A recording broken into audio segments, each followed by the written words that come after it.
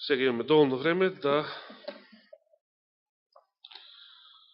продолжиме со нашата тема.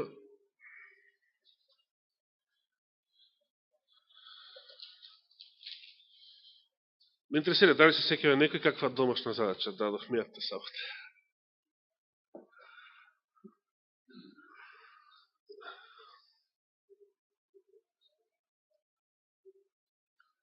Две прашања точно.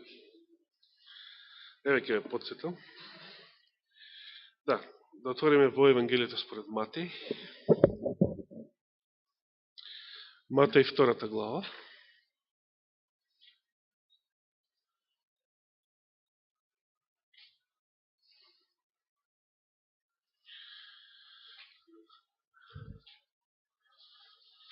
Кој беше првото прашање? Матеј 2 глава, ќе почнем да читаме 13 стих. А штом се отидоа тие, се мисли на мудреците, ете ангел Господов му се јави на Јосиф на сон, велејки, стани, земи го младенецот и мајка му, па бегај во Египет и остави го таму додека не ти кажам, односно и остани таму додека не ти кажам, бидејќи Ирод ќе го бара младенецот за да го погуби. И тој стана, го зеде младенецот и мајка му ноќно време, па отиде во Египет. И таму остана до смртта на Ирода, за да се исполни реченото од Господ преку пророкот, кој вели, од Египет го повикав синот свој. Прашањето беше, кој пророк го кажува ова во Стариот Завет? Кого Матеј цитира? Осија, точно. Добро, нека пишува.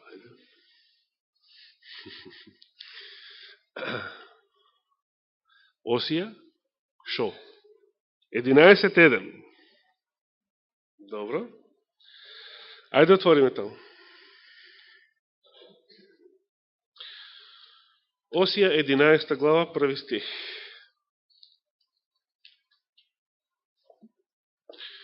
Па затоа денес е во толку поголема срамота, ако не се знае. Покрај толку многу помагала.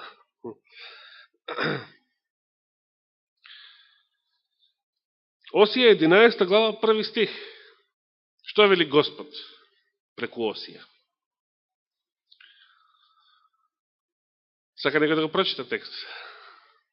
Ај, Борче.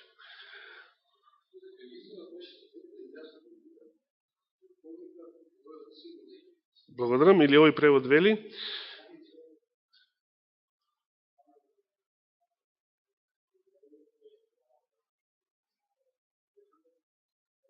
Да, благодарам.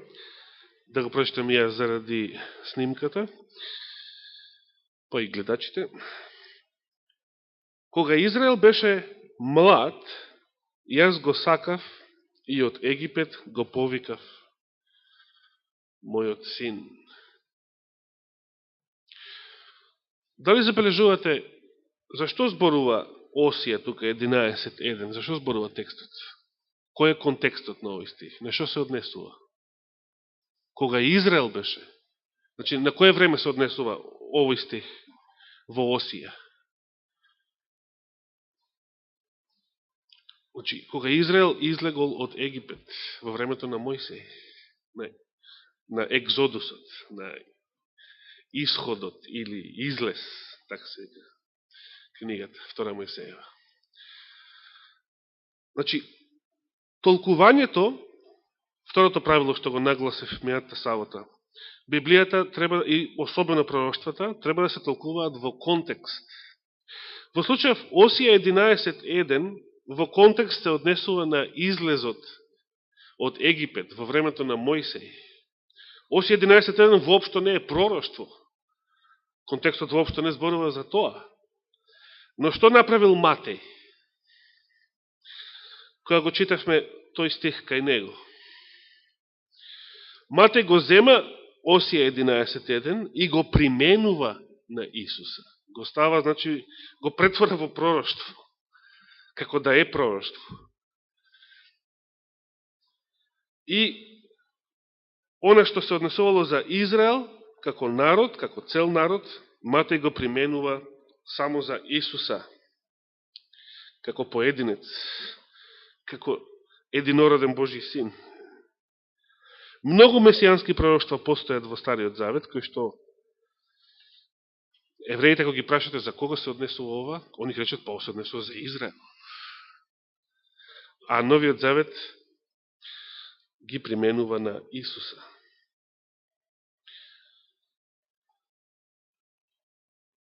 Второто прашање кој беше? Од Матеј, 2 глава. Назараец, да. Да го прочитаме и тој текст. Добро, а по смртта на Ирод, 19 стих, 2 глава Матеј, 19 стих, а по смртта на Ирод, ангел Господов му се јави насон на Јосиф во Египет и му рече, стани, земи го младенецот и мајка му и врати се во земјата Израелска, зашто изумреа оние што ја бараа душата на младенецот. Тој стана, го зеде младенецот и мајка му и дојде во земјата Израелска. Но кога чу дека во Јудеја царува Архела и на местото на татка си Ирод, се уплаши да оди таму, и откако доби порака на сон, тој замина во галилејските предели. И 23 стих, а кога пристигна, се насели во градот, наречен Назарет, за да се исполни реченото преку пророците, дека тој ќе се нарече Назарец. И прашањето беше каде рекле пророците дека Месија ќе се нарече Назарец. Како? Така пишува. Сега никаква техника нема да ви помогне. Ова беше тешкото прашање. Ама ми интересира што одговор може да се даде. Да, каде?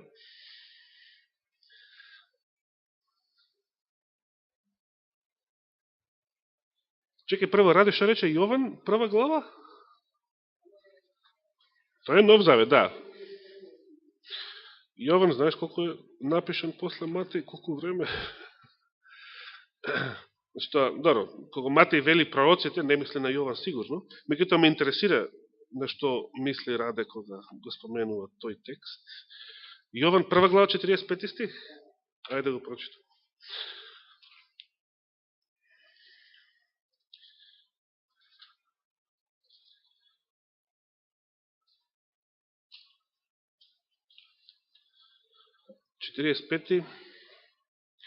Филип го најде Натанаел и му рече, го најдевме Исус, синот Јосифов од Назарет, за кого пишуваше Мојсей во законот и пророците. Добро, прашањето е каде во законот и пророците се споменува Назарец. Тоа беше прашањето. Перса, што сакаш да кажеш? Самсон каде? Суди 13 глава. Да, од 13 до 15, само тие 3 глави зборуваат за Самсон. Ајде видиме што имаме таму.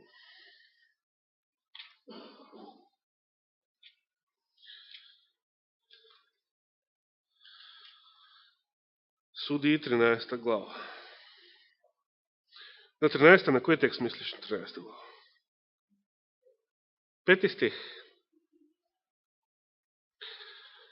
Значи, зборови на ангелот Господов до Самсоновата мајка. Зашто ете ќе зачнеш и ќе родиш син и брич нема да ја допре главата негова, зашто од самата мајчина утроба тоа младенче ќе биде што? Назиреј Божи. Добро, ова е добар обид за одговор на прашањето. Може би за 4.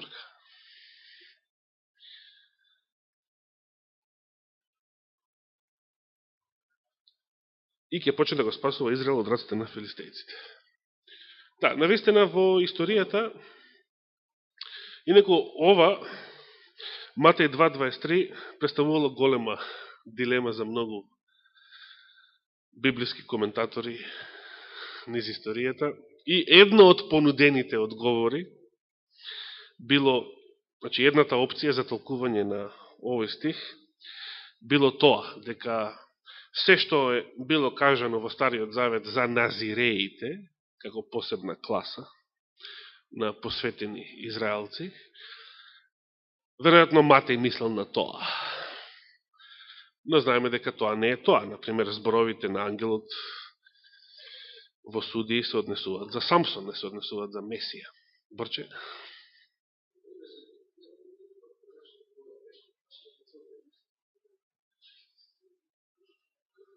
Да, ја го најавив ова како тешко прашање, а претходното за Осија беше лесно. Може. 4 Мојсеја 6 глава 5 стих. Добро, ајде да отвориме таму. Значи Броеви 4 глава.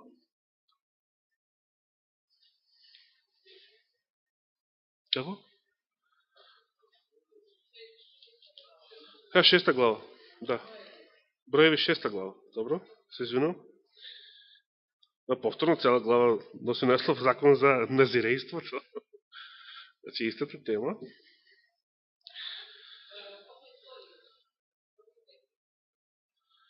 Ајде да почнеме од првиот. И му рече Господ на Мојсеј велејки, кажи им на синовите израелски и речи им, ако маж или жена даде завет, и жена можела да даде завет, за назирејство и му се посвети на Господа како назиреј, тој треба да се воздржува од вино и од секаков друг алкохолен пијалак, и од вински оцет, и од оцет од друг алкохол, и не смее да пие ништо приготвено од грозје, и не смее да јаде ни свежо, ниту суво грозје.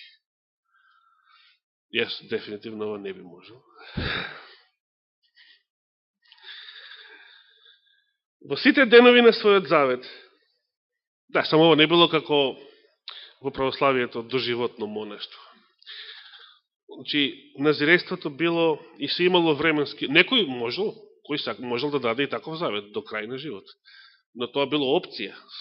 Но можело да трае некое време, значи, да речеш 1 година, неколку месеци. Значи, не било секогаш доживотно, ниту било задолжително. Било од слободна волја, ако некој сака така да даде таков завет. И кај стигнахме, во сите денови на својот завет, 4 стих, тој да не смее да јаде ништо што е приготвено од грозие и од семките и до лушпите, значи нема ни блендер тука, ништо, ни семки. Во сите денови на неговиот завет за назирство брич не смее да ја допире главата негова, додека да минат деновите во кои му се посветил на Господа како назир, тој е свет, треба да остави слободна да расте косата на неговата глава. Добро. Прашање, дали Исус бил назиреј според старозаветните правила за назирејство? Постои една теорија дека Исус никогаш не е од бебе, значи никогаш тоа не е докажана теорија. Точно, самиот Исус што вели? И дојде Јован, кој што ниту вино пиеше, ниту месо јадеше, да речеме. Да знаеме Јован што јадел. Јован бил супер монах, може да го прогласиме во споредба. Но Јована не го слуша израелците. А дојде синот човече кој што и јаде и пие. Исус не бил назиреј. Исус пиел. Не читаме барем такво нешто. Никаде во Новиот Завет не пишува дека барем за некој ограничено време дал назирејски завет. Ако се сеќавате таму некаде во 1 Коринтијаните се зборува дека и во Дела на апостолите се зборува дека Павле држал еден завет, таков старозаветен, покако му велат на Павле во јудејските христијани во Јерусалим, тука има некои од нас кои што треба да се подстрижат, значи им се наближи крајот, времето на нивниот завет, па појди заедно со нив, принеси жртва во храмот и сите ќе видат дека ти го почитуваш законот и дека не е точно тоа што се збори за тебе, дека проповедаш против законот и така натаму. Значи имало евреи кои што и во Новиот завет, во новозаветно време, мислам, го практикувале Назирејскиот завет. Во една прилика и самиот апостол Павле, тоа се спомена во Коринтијаните, да не одиме сега таму. Меѓутоа за Исуса не читаме такво нешто. Исус не бил назиреј.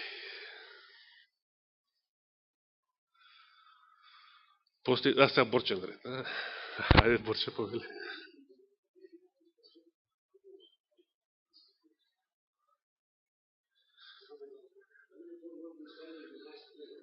Можда. Да.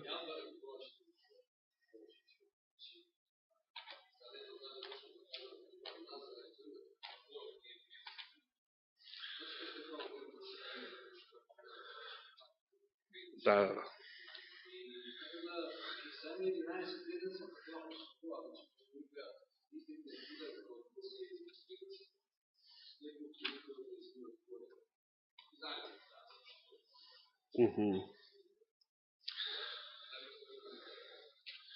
Да го прочитам и јас заради гледачите и снимката. Исаија 11 глава, 1 стих.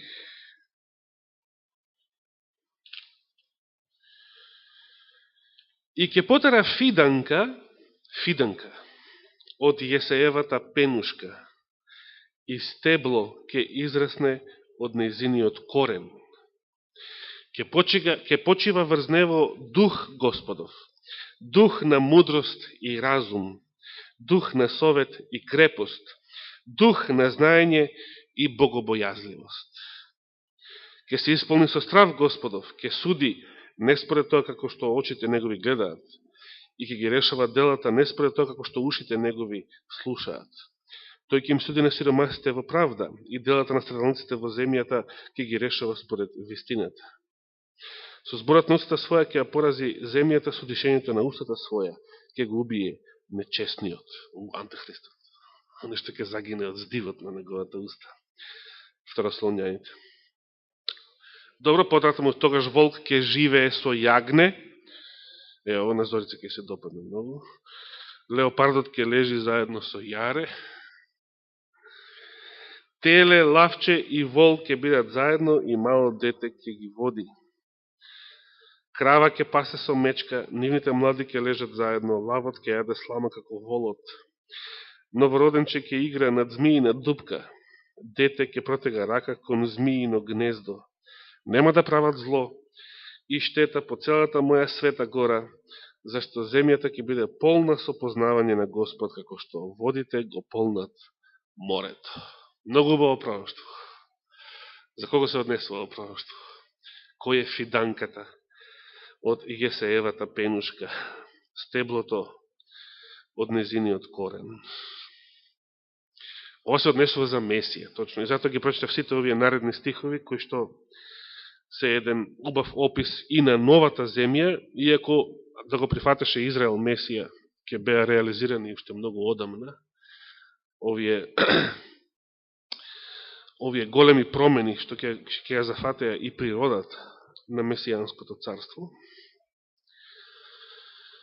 И навистина, ова е досега, ова е вториот, значи, одговор што бил даван во историјата, на што мислел Матеј, во 2 глава 23 стих. Еврејскиот збор за фиданка е нецер, а еврејскиот збор за Назарет е нацрет. Нацрет. И тука луѓето нашле врска, односно, така им изгледало затоа што никаде на друго место, никаде во Стариот Завет не постои пророштво. Како прво, ниту во времето на Исаија, Назарет не постоел како место, никако село не постоел. Според Елена Вајд, во Христово време Назарет, во Старозаветно време Назарет бил село, а во Христово време станувал некако како мал град, како градче. Но во времето на Исаија не постоел никако како село. Назарет не постал како место. Се уште. Сега, дали е тоа? Затоа реков, може би. Не можеме да бидеме сигурни. Може би Матеј воопшто и не мислел на пророштво запишано во Библијата. Може би мислел на нешто што евреите го знаеле, како дел од нивната традиција, а што го нема запишано во Библијата. И сега би сакал да го прочитам повторно цитатот од големата борба, а потоа ќе прочитам уште еден таков цитат. Прво, оно што го прочитав мијатата сабота, големата борба во нашиот превод 343 страница, во врска со шестата труба. Елена Вајд ги запишала овие зборови во главата под наслов Еден американски реформатор, мислејќи на Вилијам Милер. Голема борба, 343 страница. Во 1840 година се исполни едно важно пророштво кое го привлече вниманието на луѓето. Кое беше тоа пророштво? 2 години пред тоа, Јосија Лич, еден од главните проповедници што го објавува второто Христово доаѓање, го објави толкувањето на 9-та глава од Откровението, која зборува за пагањето на Турското царство. Всушност, Лич го објавил толкувањето на 6-та труба, бидејќи и 5-та и 6-та труба ги применил на Турското царство. Според неговото сметање, оваа сила требаше да биде соборена во август 1840 година, а неколку дена пред тоа неколку дена поточно е на 1 август, а исполнувањето се случило на 11 август, значи само 10 дена подоцна. На 1 август 1840 година Јосија Лич пишуваше: ако прифатиме дека првиот период од 150 години, се мисли на оние 5 месеци од 5-та труба, точно се исполнил пред Константин 11 со дозвола на турците да стапи на престол,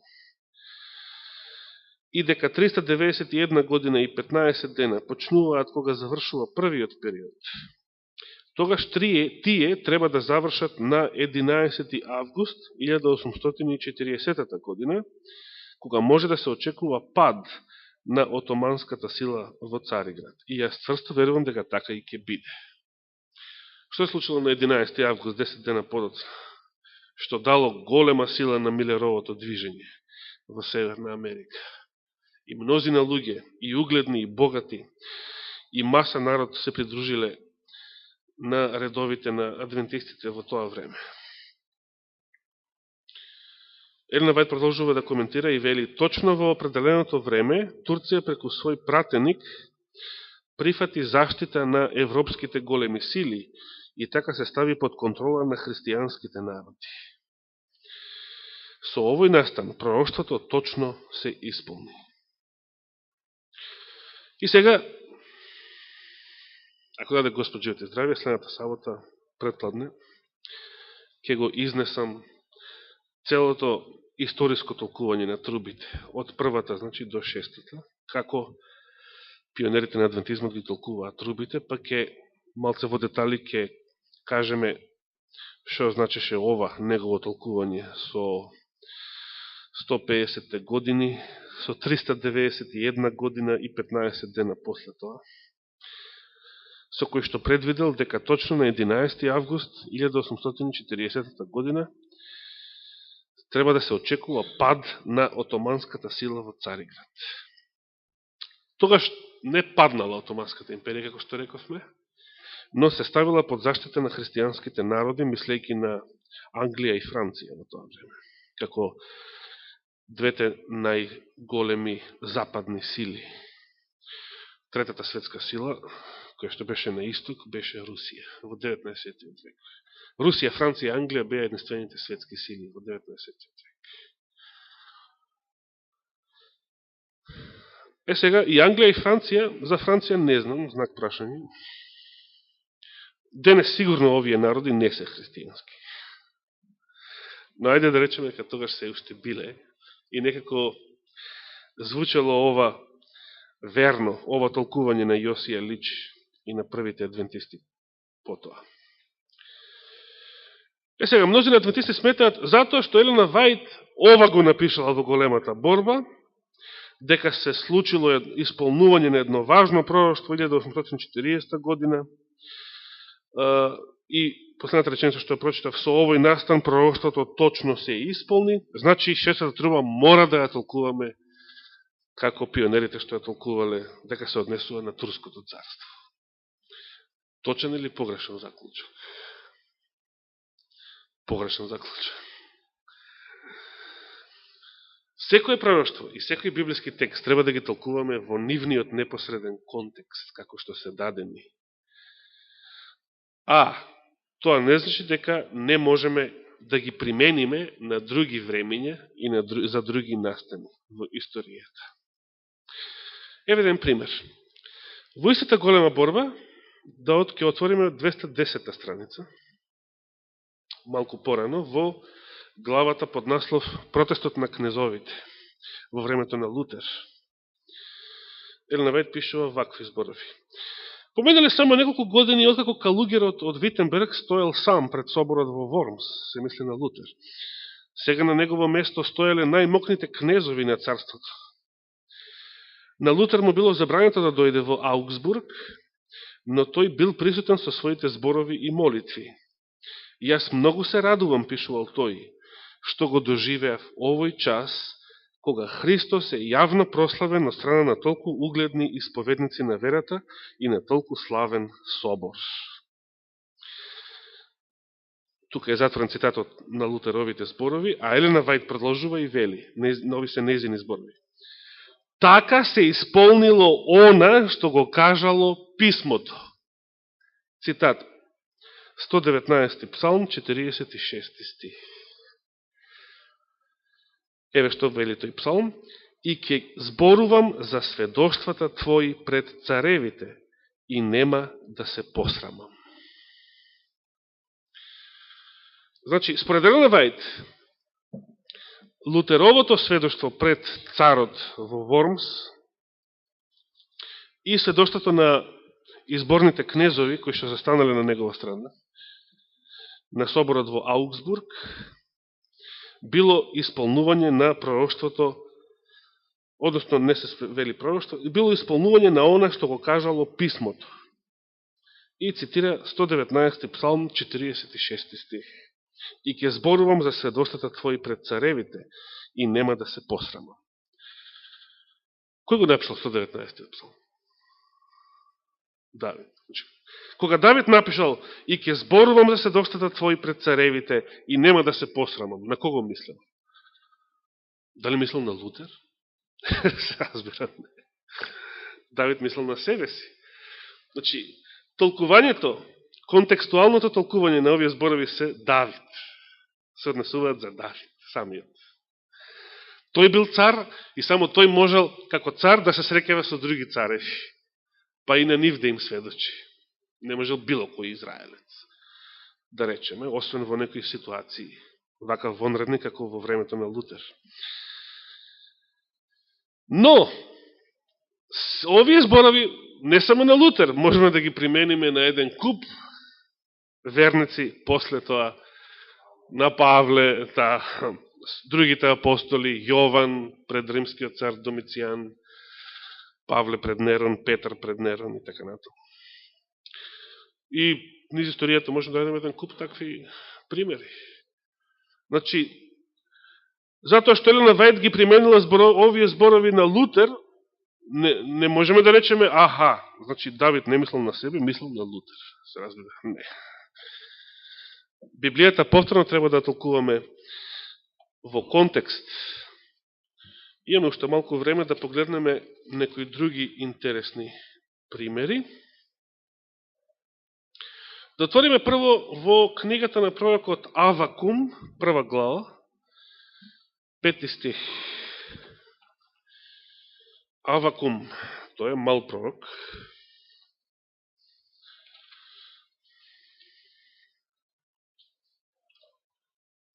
Да, во некои преводи оригиналниот еврејски назив Хабакук.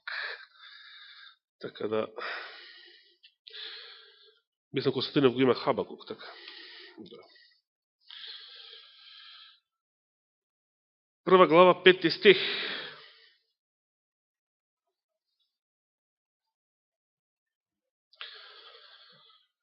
Не само 5 и понатаму. Еве што рекол Авакум: погледајте меѓу народите, видете, зачудете се, зашто во ваше време јас извршувам такво дело за кое вие не би поверувале, ако би ви раскажувале. Зашто јас ке ги кренам халдејците, народ жесток и необуздан, кој оди по ширините земни, за да завладее населби кои не му припаѓаат. Тој е страшен и ужасен, тој самиот е и суд и власт. Еве, доволно е овие 3 стиха. Зашто прорекува тука Авакум? На кој време се однесуваат овие зборови? Господ вели, ќе ги кренам халдејците, жесток народ.